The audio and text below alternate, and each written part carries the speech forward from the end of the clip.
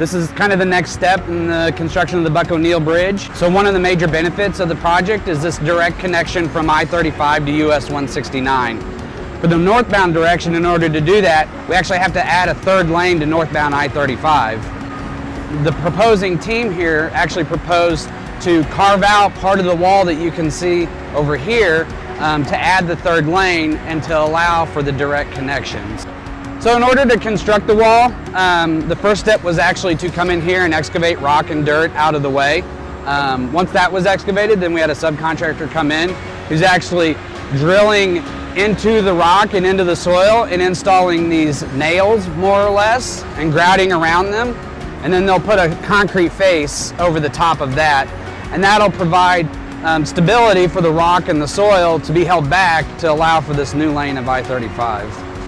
A lot of planning has gone into the construction of this wall, partially because it is a specialty wall. We don't, on a typical MoDOT project, we don't see a wall of this type or of this height, approaching nearly 40 feet in some areas tall. So a lot of complexities and specialties about just the construction of this wall that we don't normally see. You know, it's one of those things that in order to provide such a special project and such a large, complex project, sometimes we've got to use complex ways of and unique ways of constructing the project. So this is just kind of an interesting thing for us to see that we normally don't see. So the major component of work in 2022 was the closure of northbound I-35.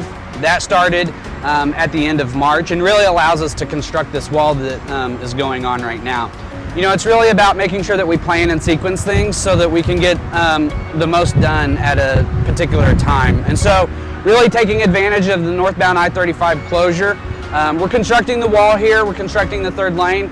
We also have, as a part of the winning proposal, an additional bridge being replaced that was really near the end of its lifespan. And so we've got wall construction, pavement construction, bridge construction, just about everything that you can think of, really upgrading this northwest corner of the downtown loop. And that's really possible through the partnership and the planning done by our design builder. So this project is in coordination with the City of Kansas City, but they also have worked with us closely in terms of just understanding the area. And this construction of the wall is one example of that. Above the wall, part of the reason that we have to retain the material in the soil and be careful in this area is because of Case Park. And Case Park is just a park within the northwest corner of the downtown loop, but it is an important part of KCMO and their Parks and Recreation. And so just being a good partner, working with them, acquiring the minimal amount of land in order to construct that, and then just having conversations back and forth has been critical. And at this point, we're still on schedule, even with the spring rains and just getting started up, supply chain issues, having to work through those things. The contractor's been really diligent and making sure that we're staying on time and that we're doing everything we can to hit that December deadline.